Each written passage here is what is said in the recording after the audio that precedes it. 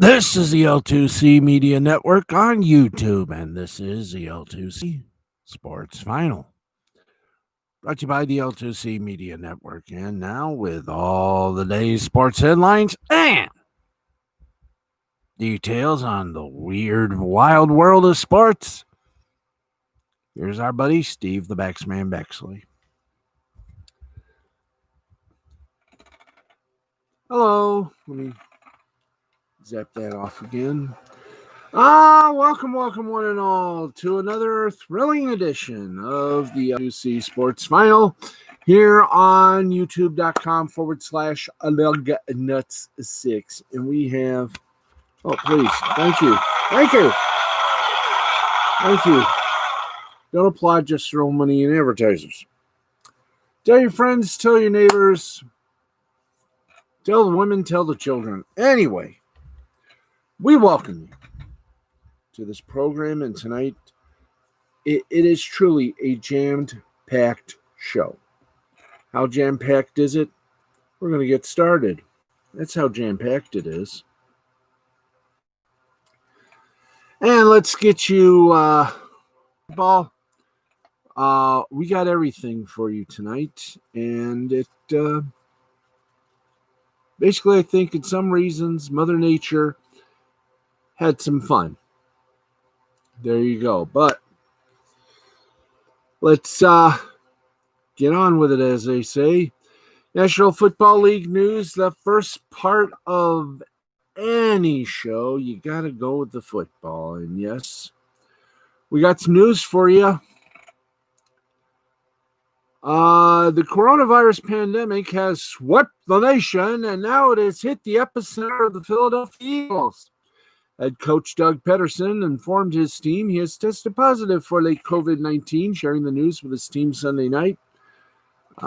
Peterson, it's Pedersen, P-E-D, Pedersen, alerted the team after a second positive test confirmed he has the virus. Assistant head coach Deuce Staley will be acting head coach in Pedersen's absence. Pedersen will still attempt to conduct Zoom meetings while he's absent, per ABC6 Action News. One other staff member who was in close contact with Pedersen was at home. The Eagles released a statement on the positive diagnosis. We received confirmation this evening that head coach Doug Pedersen has tested positive for COVID. Pedersen is asymptomatic and doing well. He is currently in self-quarantine and in communication with the team's medical staff. The organization is following the protocols established by the NFL and NFL Players Association. Any individuals in close contact with Pedersen at our facility have been notified and will continue with daily testing procedures and compliance with all protocols before returning to the facility, end quotation. Now, he is the second NFL head coach to test positive for the coronavirus, following New Orleans Saints head coach Sean Payton, who contracted the virus in the spring. Pedersen is the first to test positive in season. Now, since he is asymptomatic, he can return 10 days after his positive test.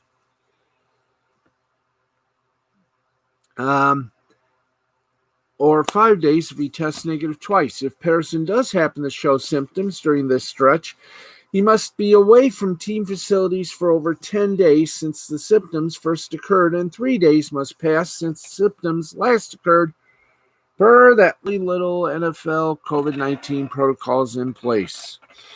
Pedersen said on the NFL's COVID-19 testing and protocols earlier this week, I feel extremely safe coming into it. There might have been some skepticism about the testing and screening that goes on, but this process is very thorough. When you're here, you get tested in the morning. You got a screening process to go through to get into the building.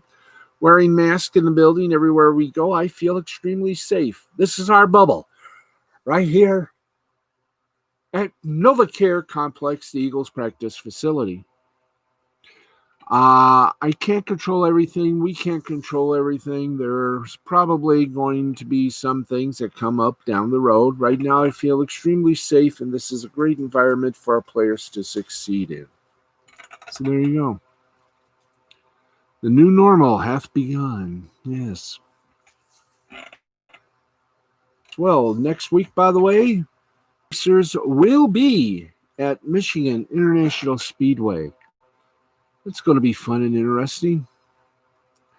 In baseball news, and do we have some good baseball news? Yes, we do. Yes, we do.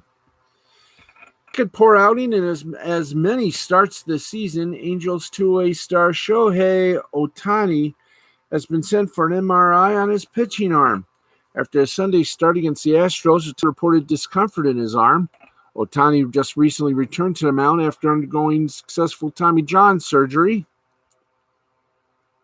in September 2018. Now, given that he underwent such a major procedure not so long ago, this is obviously a concerning turn of events for Ohtani and the Angels. In his first start of the 2020 season, Ohtani faced 6 ERA for a full week. Sunday's start against Houston didn't go much better. He followed a quick 1-2-3 first inning with 5 walks in the second. He threw only 25 of his 50 pitches for strikes and now has walked 8 of 16 batters he has faced this season. Ohtani did throw noticeably harder in his second start. His fastball averaged 93 miles per hour and topped out at 95 miles per hour first time out. On Sunday, he averaged 94.4 miles per hour and topped out at 97.1 miles per hour.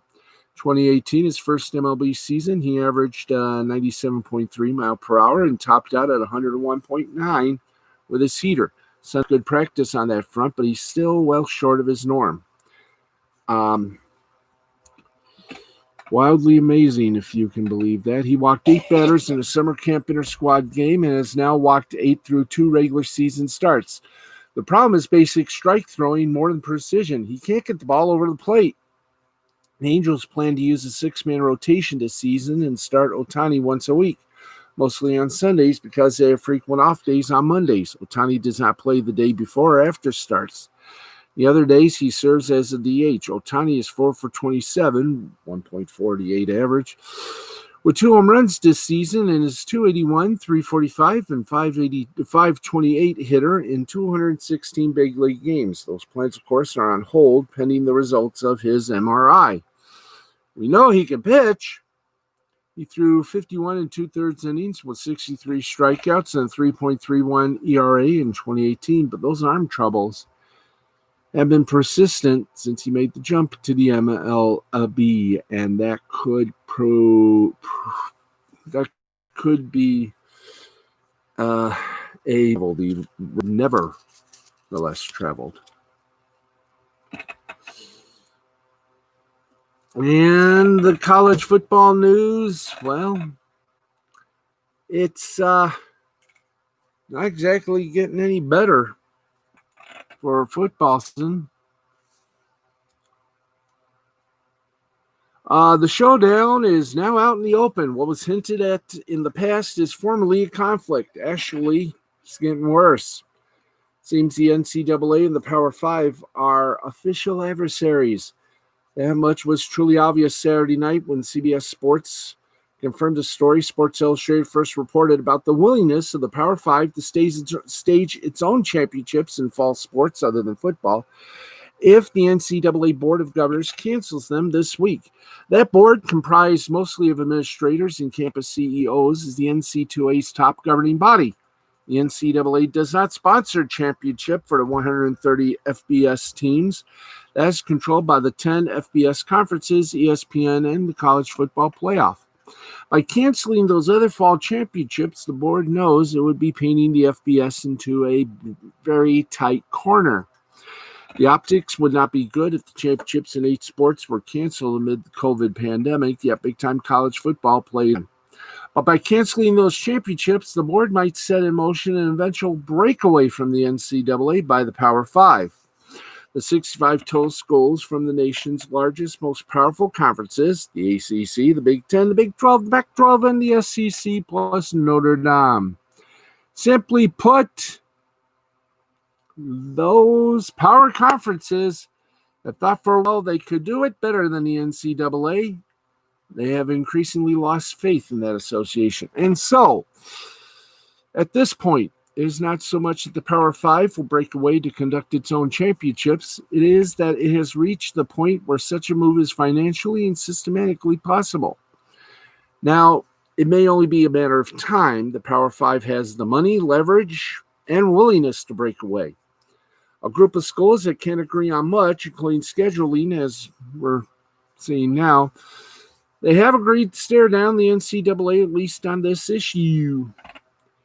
Now, early this summer, folks over at CBS Sports detailed how that breakaway could occur amid the growing dissatisfaction between the NC2A and the Power Five conferences.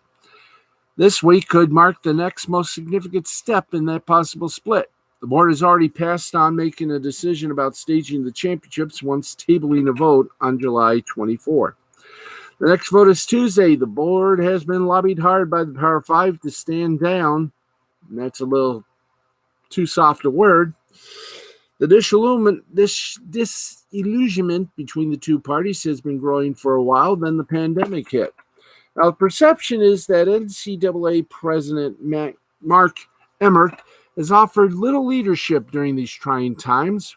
Whenever he opens his mouth lately, Emmert seems to antagonize either his own people or the Power Five opposition.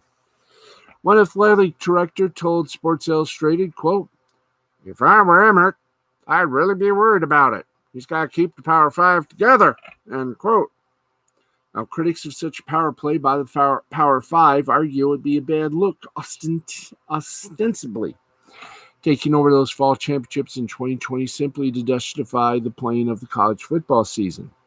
Now, pressure is mounting due to the pandemic. It's hard to argue against. Dozens of schools in lower divisions have canceled the season and are postponed till next year. But the conferences have their own health experts. They already have the power to cancel the season on their own if the coronavirus spreads. Sources confirmed to CBS Sports that the Power Five conferences have the financing necessary to stage those championships on their own. The NCAA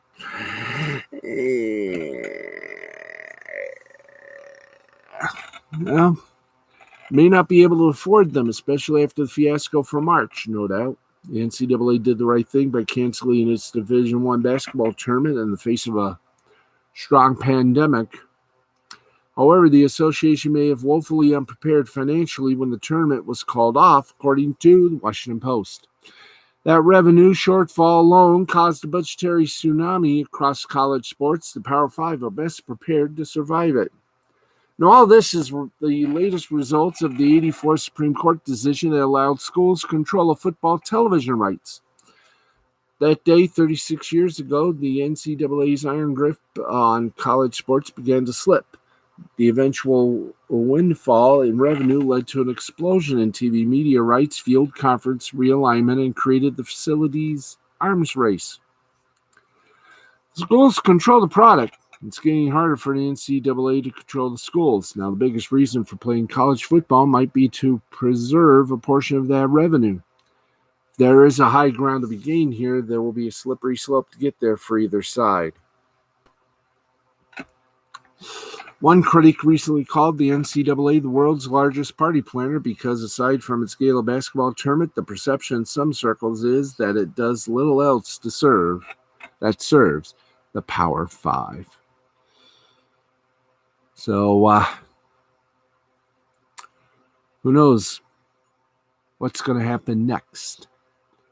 Stay tuned, as they say. Now, the NCAA board has options on Tuesday. It could do nothing. It could delay a vote. It could separate Division II and III, canceling those championships while allowing Division I fall sports to proceed. Stand by. Details to follow. Kind of looks like Tuesday's going to be a very big day indeed. It's 11:54. Man, have we been on 30 minutes already? Of course, we're on the air until midnight 30, which is 12:30 on the Eastern time zones. Your mileage may vary. More baseball news, and we go to the Motor City, where the Motor City Kitties are now back to being Tigers again. And what a way. Here's what we mean. History was made Sunday afternoon at Comerica Park.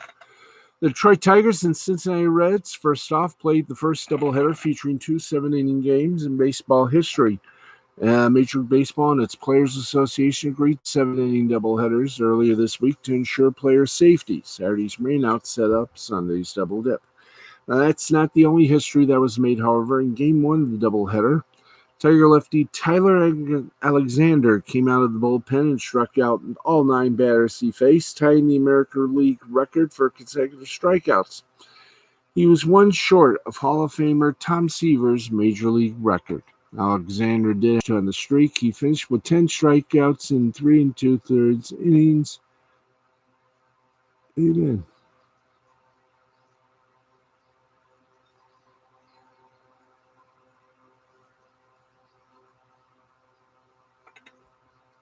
Okay.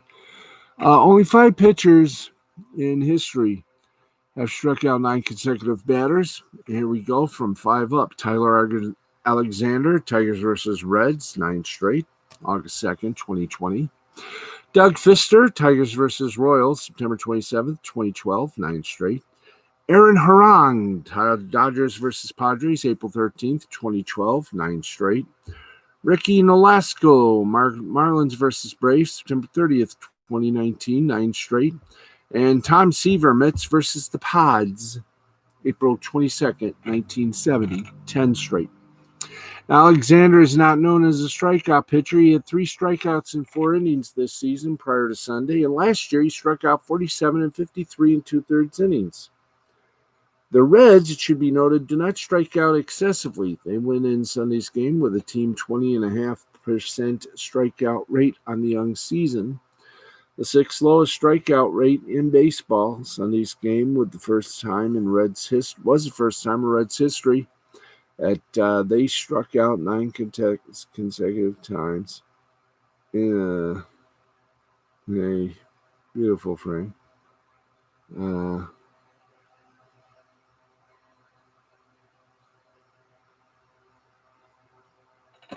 Anyway, there we go on that one. And there I go on getting musical sleep again. There we go. All right, let's keep going with more of that. We'll get back with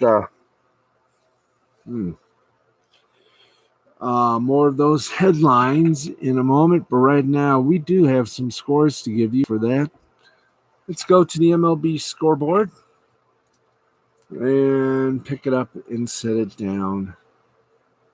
And we now know what happened to Cespedes. You'll never guess. Okay, let's go to it. The final scores, and they all are final. Thank gosh.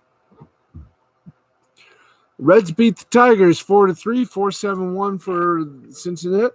Cincinnati 3-4-0 for the Detroit Tigers. Iglesias gets the win. He split it. He's 1-1, and Jimenez gets his first loss without a victory. Players of the game, both Cincinnati. Let's go first to the pitcher, DeScalafani. 5 innings pitched, 3 hits, no earned runs, 2 strikeouts, no walks. Castellanos, former Tiger, now right fielder for Cincinnati, got 2 for 4. 2 runs, 2 homers, and 3 RBIs. Orioles beat up Tampa Bay 5-1, 5-12-0 for the Orioles, 1-6-1 for the Rays. Phillips gets his first victory. Beeks gets a lousy decision.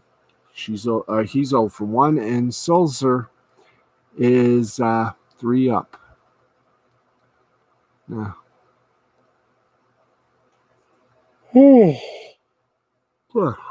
Okay, now more games, more joy. Braves defeated the New York Mets 4-0, 4-7-0 for the Braves, 0-10-0 for the Mets. Metzik, your winner for the Braves. He's 1-0, and Peterson for the Mets is also 1 for 1. Metzik, the Atlanta pitcher went 2 innings, gave up 2 hits, no earned runs, 4 strikeouts, 1 a solid hit. And you're here to say, Steve, wrap it up. Matzik, the Atlanta pitcher, 2 innings pitched, 2 homers, no earned runs, 4 strikeouts, and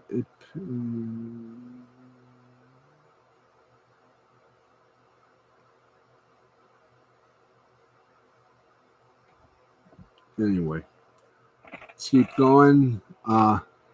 Matzik for Atlanta, the pitcher, 2 full innings, gave up 2 hits, no earned runs, 4 strikeouts, and no walks. Peterson, the pitcher for the Mets, gets a full 6, gave up 5 hits, 3 earned runs, 8 strikeouts, and 1 base on the balls, otherwise known as a walk.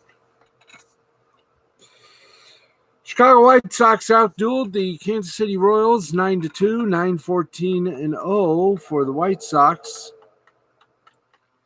2-6-2 for the Royals. Cease split him. He's 1 for 1. Barlow split him. He's 1 for 1. Grandal, the Chicago White Sox catcher, went 3 for 4, 1 run, no homers, and 3 ribs. Cease for the White Sox pitcher. Full 6, gave up 5 hits, 2 earned runs, 4 strikeouts, and 1 walk.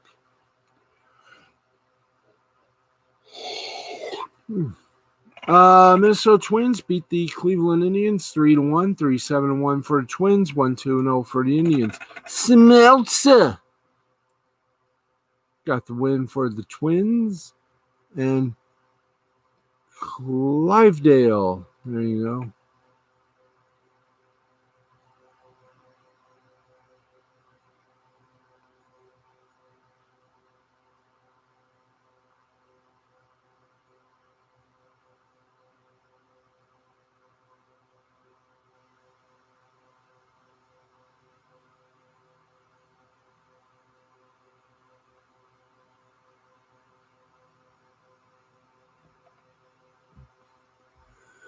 There we go. Okay.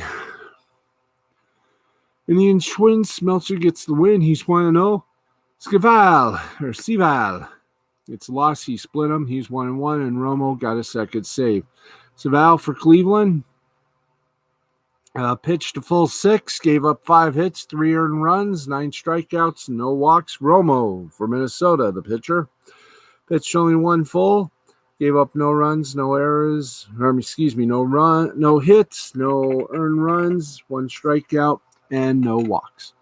Final in 11, Cubs 2, Pirates 1, 2-4-1 for the Cubs, 1-6-0 for the Pirates. Jeffress is your winner. He's 1-0. Ponce gets the loss.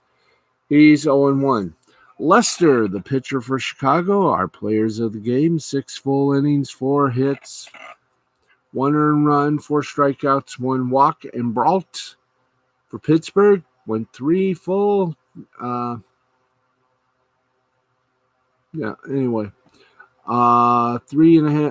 full innings, no hit, no earned runs, 4 strikeouts, and no walkies.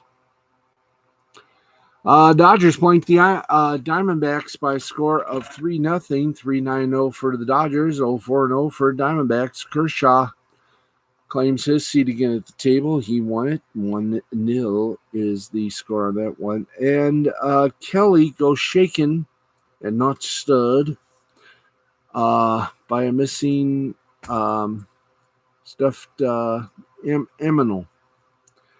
Of course, we're talking, obviously, the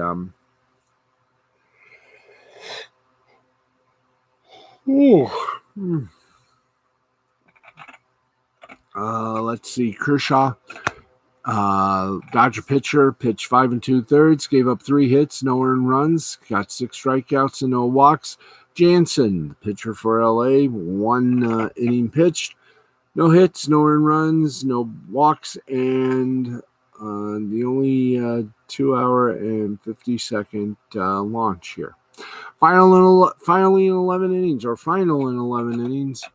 Houston Astros defeated the Los Angeles Angels 6-5, 6-11-0 for Houston. 5-6-0 for the Remnants then.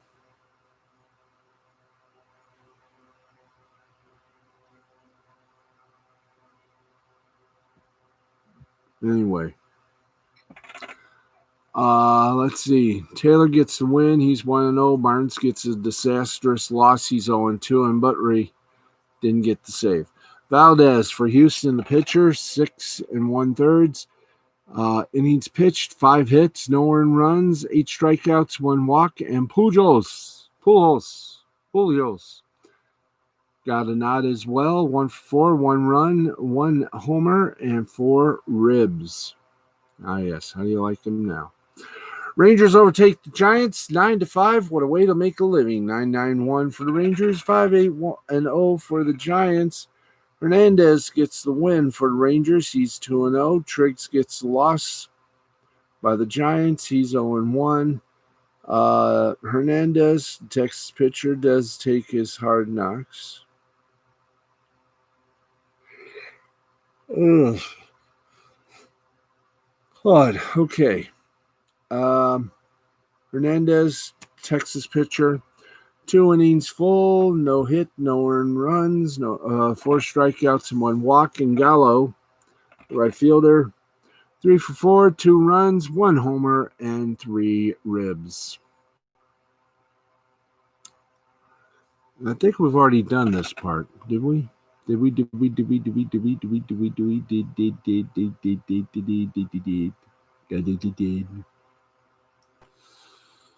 Okay. Wow.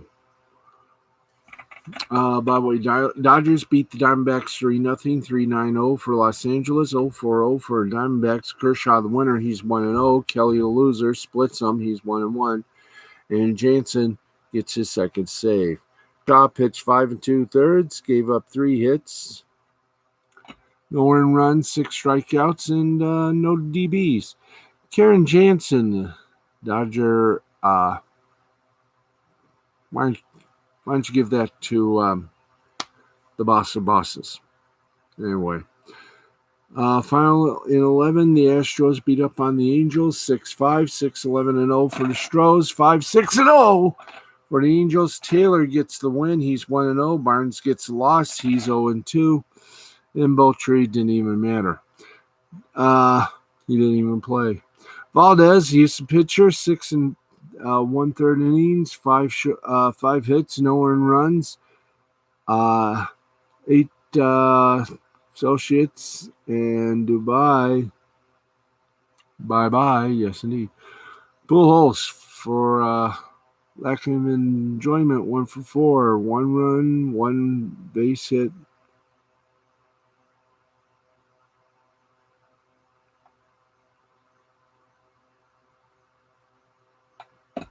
All right.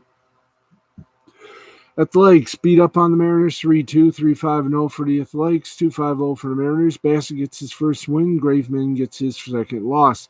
Bassett, the Oakland A pitcher, 5 2/3 innings, gave up 3 hits, 1 earned run, 7 strikeouts, no walks. Hendricks for Oakland lasted only 1 inning, gave up 1 hit, no earned runs, 3 strikeouts, and no walkies. I think we did these two at least. I will do it again. Reds over the Tigers 4-0, 4-11-0 for the Reds, 0-2-0 for the Tigers. Bauer gets the win for the Reds. He's 1-0. Norris suffers his first defeat of the season. He's 0-1. Bauer for Cincinnati, 7 o'clock. We're 7 innings pitched, 2 hits, no earned runs, 7 strikeouts, and 2 walks. Colon, the second baseman for Cincy, 2 for 4. 1 round, I guess. Dayton. Oh, come on, actually.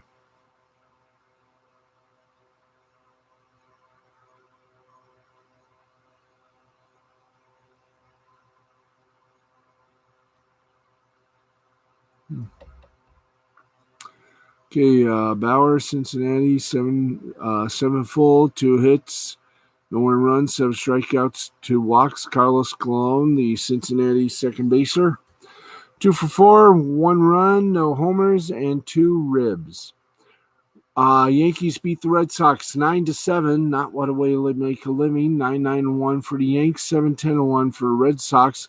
Ottavino gets the win. He's 1-0. Barnes gets the loss. He's 0-1. And Britton gets her third save.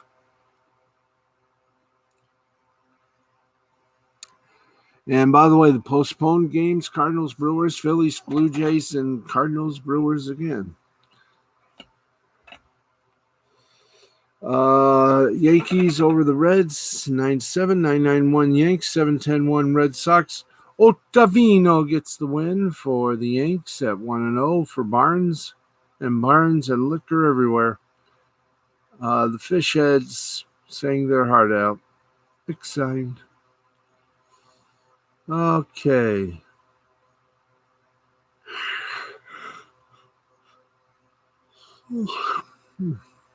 Okay, and the postponed games. Oh, yeah, Bogarts and Judge get the players of the game nod. Bogarts, the shortstop for Boston, went 4 for 4, 3 runs, 2 homers, and 3 RBIs.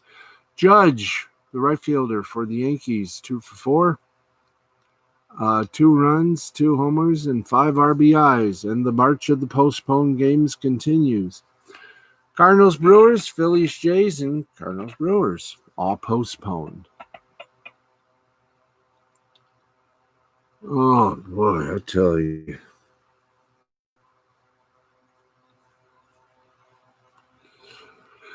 Ugh.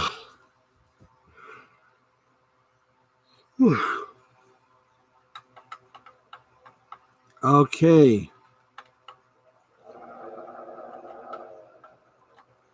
Well, it looked like there's going to be a new type of game show. Where in the world is Cespedes? That's right. Where is Cespedes? Well, we found out where he was.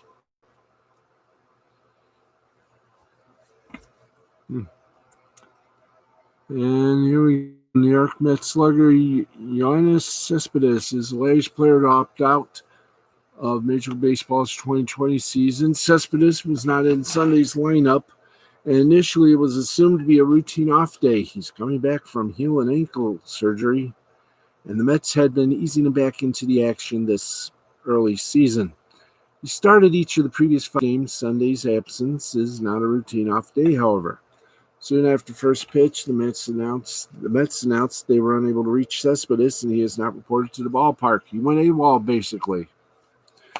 The Mets later clarified their statement to say they had no reason to believe Cespedes' safety is at risk. It wasn't until Sunday's game that Van Wagenen confirmed Cespedes has decided.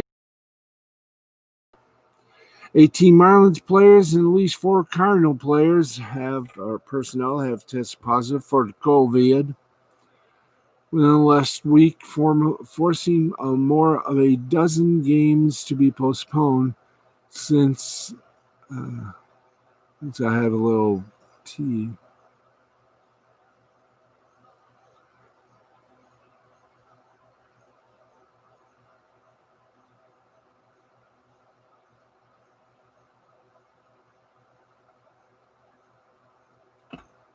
All right.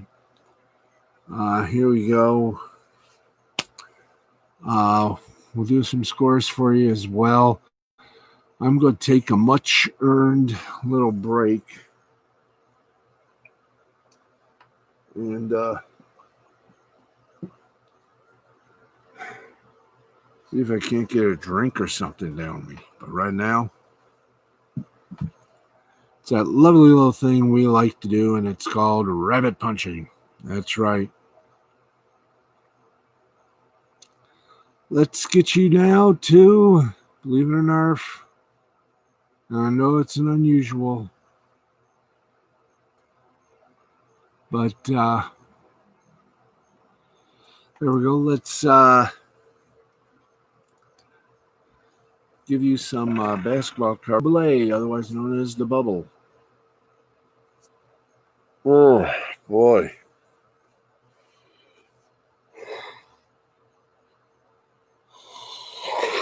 That was fun.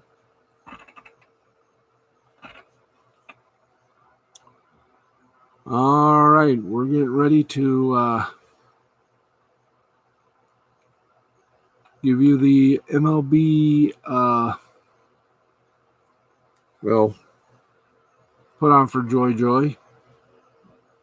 And we're on until 12:30, so we might put some things in the sports leftovers. Okay, your NBA games, we got a lot of them. Let's get to it, shall we? We shall.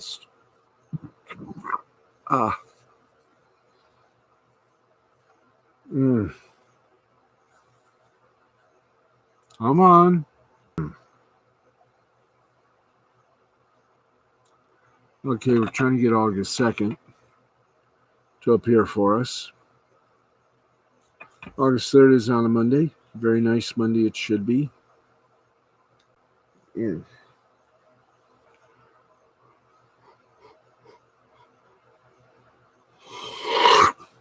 Sorry. Sorry, folks.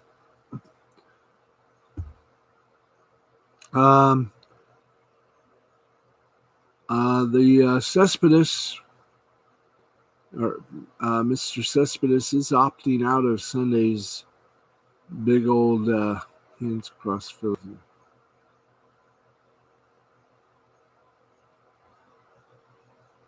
Okay, so here we go. Ah, there it is. Full scoreboard. We'll take it. Then we'll get to the Cespedes news and everything else that we got for you tonight.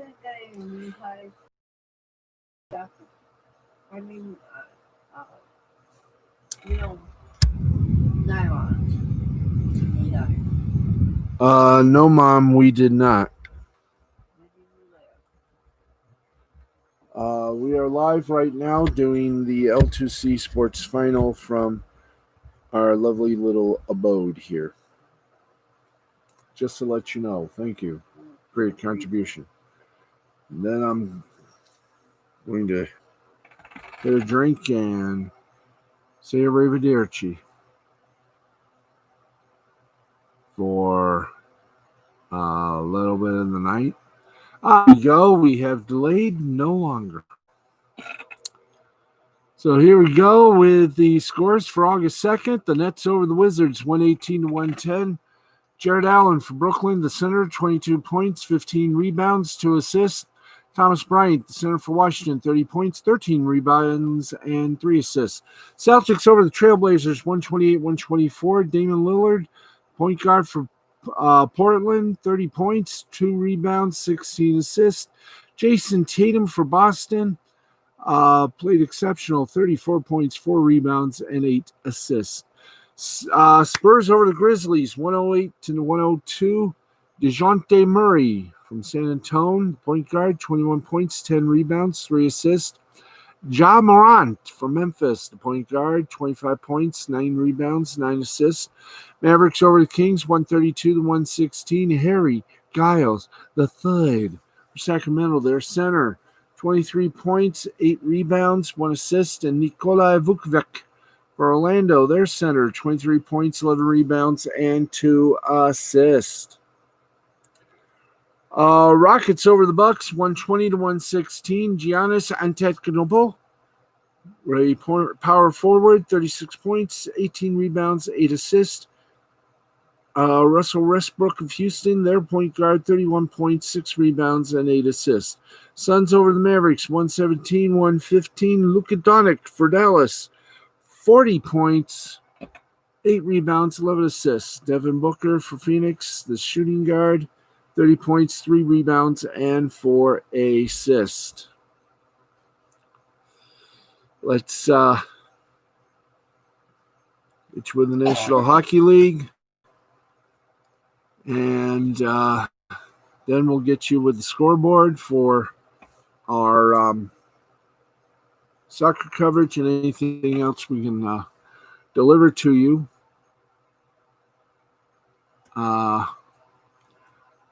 We're waiting for some scores, and I think we're getting them ready for you, gang. Just takes us a little time here on the L2C Sports Final to deliver, but we do deliver them. So just hang on with us. We got about 10 minutes of the show left. We can go extra if we feel like it, and trust me, I don't think that's going to happen. Qualifiers. And in the East qualifying game 1, Blue Jackets beat up on the Toronto Maple Leafs. Columbus leads that series 1-0. The score 2-0. And your 3 stars were Corpusalo for Columbus, the goaltender. Atkinson, the right wing for Columbus. And Anderson, the goaltender for Toronto. All got some good hits, and there are your 3 stars right there. In the West qualifying round robin, it was the Avalanche over the Blues, 2-1. Avalanche leads that series now, 1-0. I think, by the way, that's 2 games for the Columbus Blue Jackets. We'll find out. Your 3 stars were Binnington, the goaltender for St. Louis. Kadri, the captain for... Hi there. Let's get you back there. Kadri for Colorado. And Grubauer, the goaltender for Colorado. Flyers over the Bruins, 4-1 in the East qualifying round robin.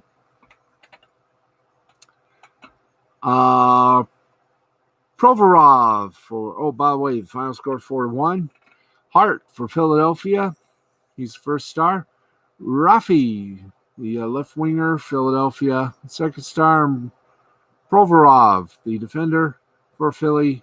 He's third star. So it's a Flyer fandango. Second game 2, the Coyotes and Predators for the West qualifier.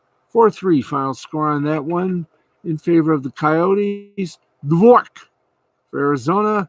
Kempfer for Arizona, and Forsberg for Nashville, your 3 stars. And at the end of the end of the second period, it is the Wild. In the West qualifying game 1, the Wild over the Canucks 2-0. That is in the end of the second period. So there you go. Go, Gadget, go. Let's get you a little bit of headlines from awfulannouncing.com. We'll give you the details on tomorrow's show. Some headlines we're going to be taking a look at from our friends at Awful Announcing. They go, thank you. Yankee broadcaster Susan Waldman sings the national anthem, keeping promise to Garrett Cole. We'll give you that story. ESPN's Monday Night Football booth reportedly will have Steve Levy, Brian Griese, and Louis Riddick unless college football is canceled. TNT drew 3.35 million viewers for Lakers and Clippers, 2.11 million for Jazz and Pelicans. In baseball, Texas Rangers radio broadcaster Matt Hicks tested positive for COVID-19, while Eric Nadel opts out of calling games this weekend. And, of course, big news story, longtime Detroit sports radio host Jamie Samuelson losing his battle with colon cancer. He was 48 years old. And one more story, I do believe. Yeah, why not? One more story. Comcast has announced regional sports network fee credits for customers affected by the lack of sports. We'll tell you all about that as well. That's right. And the A's are partnering with Bloomberg 960 AM and switching from TuneIn to iHeartRadio, making games available on radio in Oakland. And every 2019-2020 UEFA Champions League match will be aired on TV in Espanol on Univision networks, including TUDN, TUDN, their all-sports network. So those are the headlines from Awful Announcing. We'll bring you some of those stories tomorrow on our little show of shows. That's right. It's a little show of shows. And Matt, Ed, and Eddie. Hi, Steve. I'm currently playing Animal Crossing New Horizons, enjoying the fireworks show going on in there. Hey, all right. Good. Folks, we are nearing the end of the show. In fact, we have passed our usual allotted of time, so I'm just going to say it quickly. We got a lot of sports done. I know there's a lot of sports we should do, of course, NASCAR being one of them. We'll get everything done for you in our sports leftovers tomorrow. Thanks, everybody, for joining us. We are out of time already. Jeez. These 45-minute shows are incredible. I think we should go back to an hour, don't you? I should too. I do too. So we will. Monday, back to an hour. 11:10 to 12:10 right here on YouTube. Thanks, everybody, for tuning in. To all my friends on Facebook, Twitter, and Instagram, I thank you for tuning in and keeping this show alive. Thank you, everybody, for watching. Where are we? Thank you. This has been a presentation of Mystifying Creativity Productions in association with the L2C Media Network and L2C Sports. For everybody here on the L2C Sports line, I am Steve the Baxman Baxley saying good night, God bless, and no matter what team you root for, your favorite teams always go and be winners. Good night, America, wherever and whomever you are, and that is it for us. Good night, God bless.